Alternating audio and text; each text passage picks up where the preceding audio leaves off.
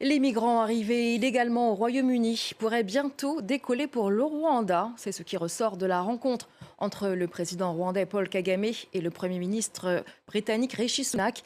2 ans après la signature du premier Migrant Deal, les deux chefs d'État espèrent voir leur projet anti-immigration mis en œuvre rapidement après de nombreux délais. Les précisions à Kigali de Clément Diroma.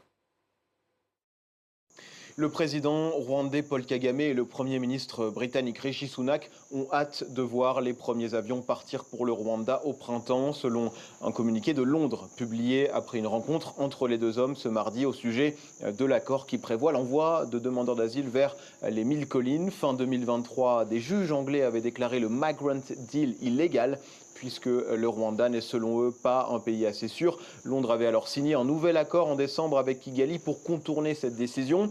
Ce nouveau texte garantit que les migrants ne seront pas renvoyés dans leur pays d'origine après leur expulsion et prévoit une assistance judiciaire pour eux. Depuis décembre, les conservateurs de Rishi Sunak tentent de faire passer une loi au Parlement pour mettre en application cet accord, mais les débats font encore rage outre-Manche. La prochaine session est prévue ce 15 avril, soit 2 ans après l'annonce de ce plan par Boris Johnson, l'ancien Premier ministre.